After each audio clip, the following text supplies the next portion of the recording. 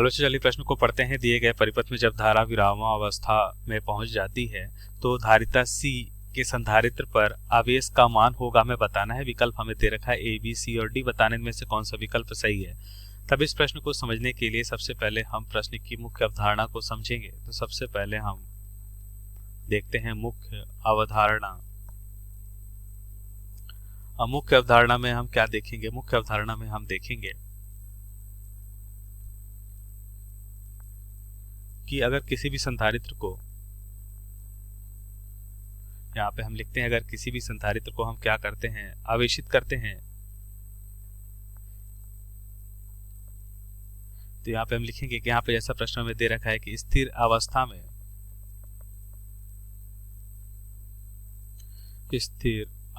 में संधारित्र या धारिता, स्थिर अवस्था में संधारित्र आवेशित हो जाएगा, आवेशित हो जाएगा, या हम कह सकते हैं पूर्णतः आवेशित हो जाएगा।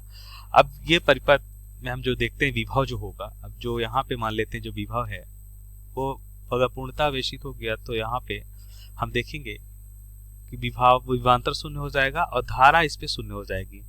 तो हम कह सकते हैं स्थिर अवस्था में संधारित्र आवेशित हो जाएगा और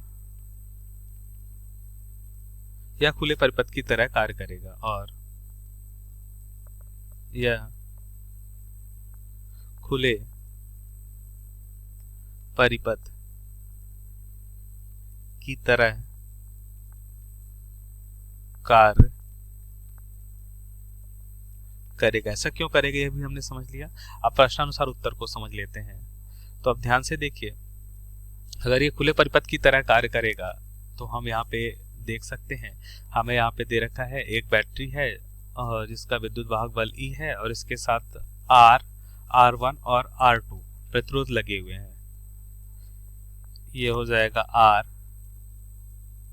अब ये खुले परिपथ की तरह कार्य करेगा, ये हो जाएगा R1 और ये हो जाएगा R2। तो ये हो जाएगा R, ये हो जाएगा R1, ये हो जाएगा R2, ये हो जाएगा बैटरी इसका विद्युत वाहक बल E है। अब ध्यान से देखिए, तो हम क्या देखते हैं, हम देखते हैं कि इस परिपथ में तो धारा का प्रवाह नहीं होने वाला, क्योंकि ये खुले परिपथ की तरह कार्य करेगा। क्यों? क्योंकि ये पूर्णतः आवेशित हो चुका है। स्थिर अवस्था में इसमें धारा का प्रवाह नहीं होगा। तो हम देखते हैं यहाँ पे अब कुल प्रतिरोध देखें तो ये और ये श्रेणी क्रम में हमें दिख रहे हैं R और R2, और यहाँ पे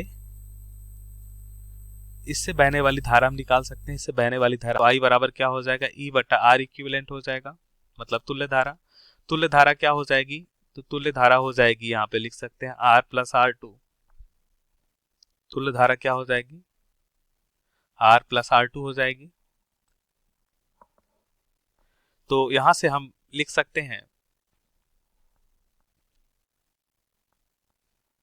अब देखिए हमें क्या निकालना है, हमें यहाँ पे निकालना है संधारित्र पर आवेश। अब संधारित्र की धारिता क्या होती है, देखिए अगर हम संधारित्र की धारिता की बात करें तो C बराबर हम जानते हैं क्या होता है, Q बटा V।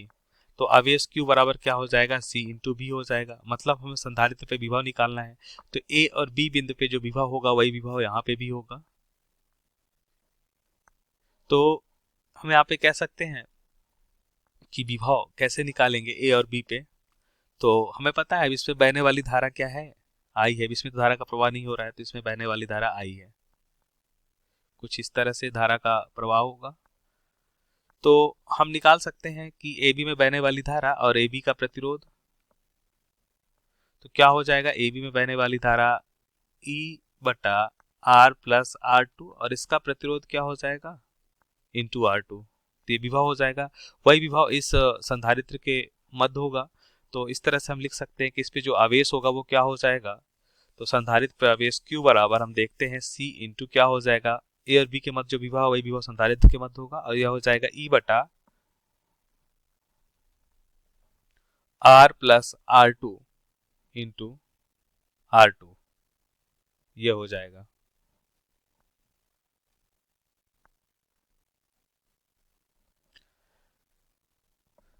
तो ये हो जाएगा संधारित्र पर आवेश। अब देख लेते हैं यहाँ पे हमारा कौन सा विकल्प सही है। तो विकल्प देखिए यहाँ पे कौन सा विकल्प सही होगा। तो CE R2 R+R2 डी विकल्प यहाँ पे सही होगा। अतः दिए गए प्रश्न का सही विकल्प डी है। आशा करते हैं आपको समझ आया होगा। धन्यवाद।